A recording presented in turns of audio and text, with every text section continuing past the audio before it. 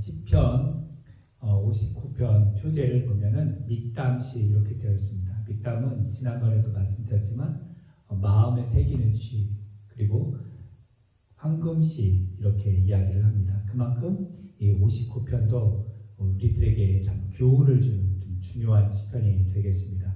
그 표제에 보면 그렇게 또 되어 있어요. 여기 뭐라고 되어 있냐면 사울이 사람을 보내어서 다윗을 죽이려고 그 집을 지킬 때 이렇게 되어 있습니다. 그러니까 59편은 사울이 다윗을 죽이려고 자객을 다윗의 집 앞에 보내어 매복시켜서 죽이려고 하는 그런 배경입니다.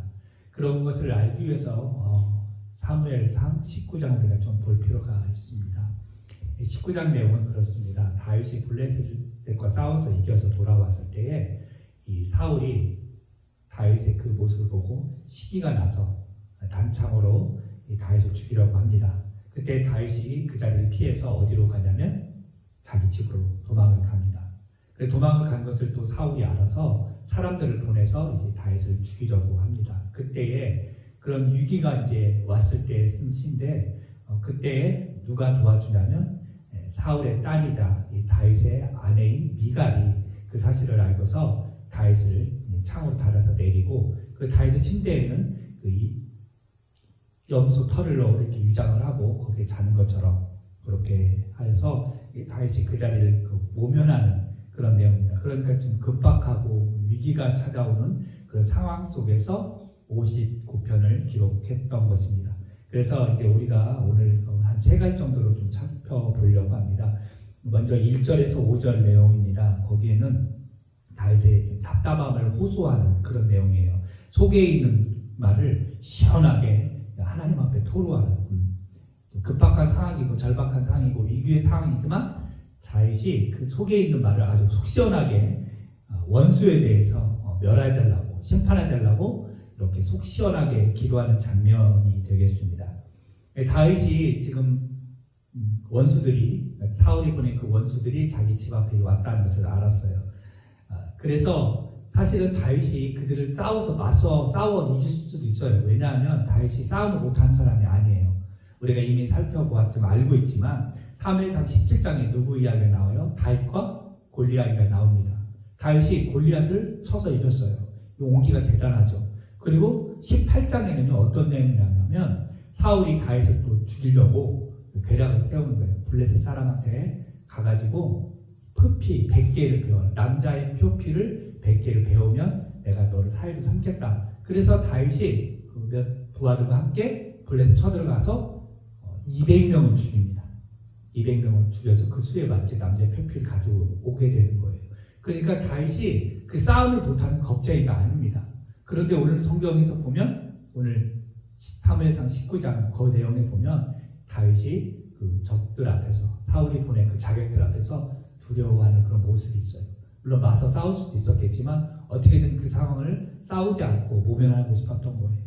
근데 거기서 또 낙심하지 않고 또 절망하지 않고 여기서 무엇을 했느냐? 시편 59편을 쓰면서 기도를 했다라는 걸 알 수 있어요. 그런데 그냥 기도가 아니라 살려주세요. 이것보다는 뭐라고 하면 오늘 굉장히 속 시원하게 하죠. 어떻게 말씀하고 있어요?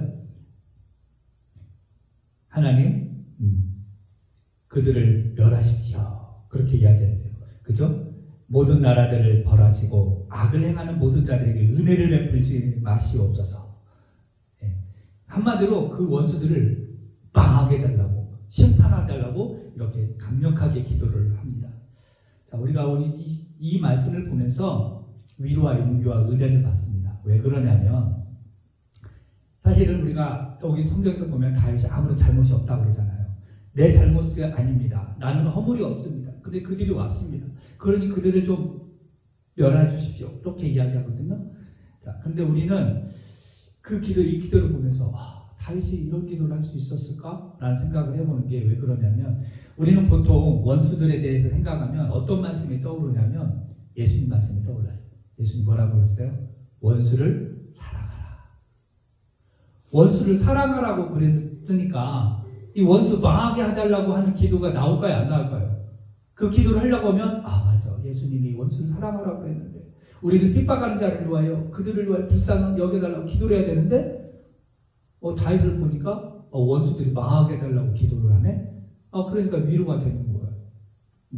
과감하게 원수를 심판해달라고 하는 다윗의 그 마음을 보면서 우리가 원수를 사랑하기도 하지만 때로는 이런 기도도 속에 있는 말을 속 시원하게 기도를 할 수도 있겠구나라는 생각을 해봅니다. 그러니까 하나님 앞에서는 어떤 기도도 할 수 있다는 것을 좀 다윗을 통해서 보게 되는 거예요. 자, 그런데 이 다윗이 기도를 하는 거예요. 원수를 갖다 망하게 해달라고 심판해달라고 기도를 하지만 다윗은 생각지도 못한 그 상황 속에서 자기가 거기를 빠져나오게 되죠. 즉 다윗은 그들이 망하기 위하여 기도했는데 다윗이 생각지도 않은 그런 방법으로 거기에서 나오게 되는 거예요. 다윗이 생각지도 못한 그 방법으로 문제가 해결되는 것을 오늘 보게 됩니다. 어떻게 했어요? 원수들 망하게 해달라고 기도를 했겠지만 다윗은 미가를 통해서, 미가는 생각지도 못했겠죠. 근데 미가를 통해서 그 방법에서 그 어려운 곳에서 풀려 나왔다라는 거예요. 자, 우리가 가지고 있는 그런 문제들이 있죠. 어려움들이 있습니다. 답답합니다. 그럴 때 전전긍긍하지 말고 하나님 앞에 속 시원하게 다윗처럼 기도를 할 수 있어야 될 거예요. 그러면 그렇게 속 시원하게 하나님 앞에 기도를 하면요, 우리가 생각지도 못한 방법으로, 하나님의 방법으로 우리를 건지시고 또 다윗의 표현대로 우리를 높이시고 우리를 구원해 주신다 라고 하는 것을 오늘 시편 59편에서 우리에게 말씀하고 있습니다. 또 하나 이렇게 보면 오늘 59편에 보면 이제 원수들을 비유하는 말이 나와요. 여러분 성경 보시면 6절하고 7절 그리고 14절, 15절 여기 눈여겨보면 다윗이 원수들에 대해서 이야기를 하는데 뭐에 대해서 이야기냐면 개에 대해서 이야기해요. 개에 대해서. 이스라엘 사람들이 혐오하는 짐승이 뭐냐면 개입니다. 특별히 들개를 이야기를 하는데 우리들을 어떻게 해요? 개에 대해서 애완견을 먼저 떠오르죠. 그래서 가족처럼 생각하고 사랑스럽고 돌봐줍니다. 그런데 여기에서 성경에서 말하는 보통 개의 이미지는 아주 부정적인 이미지예요. 특별히 원수를 이야기할 때 개에 대해서 좀 막 이야기를 하거든요. 자, 성경에서는 이 개에 대한 부정적 이미지를 몇 가지로 막 설명을 합니다. 사람을 얕잡아 볼 때, 굉장히 얕잡아 볼 때 개로 표현하는 거예요. 이것은 예가 뭐가 있냐면 사무엘상 17장 43절에 보면 아주 유명한 이야기예요. 다윗과 골리앗 싸움할 때 골리앗이 하는 얘기예요. 다윗 앞에서 네가 나를 개처럼 여기고 지금 뭐냐?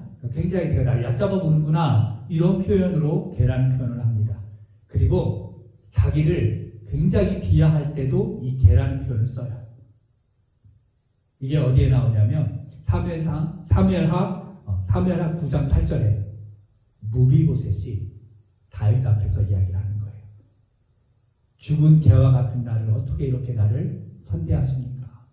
자기를 굉장히 낮추면서 비하하면서 이야기할 때 이 개로 비유하기도 합니다. 그리고 이 개는 심판받는 존재로도 비유가 돼요. 어디에 나오면 요한계시록 22장 15절에 보면 개들이 망한다라고 하는 심판받는다라는 표현으로 합니다. 그러니까 개가 그렇게 좋은 이미지가 아니에요. 그런데 우리들 일반 사람들은 오늘날은 개를 굉장히 사랑스러워하죠.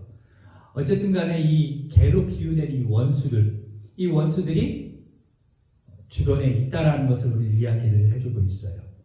두루 다니고 있어요. 오늘 성경에 보면 그렇게 비유를 하고 있습니다. 정말 우리에게 적용한다면 우리의 믿음 생활을 할 때 이 개들처럼 우리를 얕잡아 보거나 심판받을 대상으로 또 이렇게 이야기를 하는데 오늘 성경에 보면 이 개들이 어떻게 하냐면 뭐라고 우리 말해요? 입으로 악을 토한다라고 이야기했어요. 입으로 악을 토하고 그들의 입술에는 칼이 있어서 이르기를 누가 들으리요 이렇게 말을 합니다. 또 12절에도 그들의 입술의 말은 그들의 입에 되라.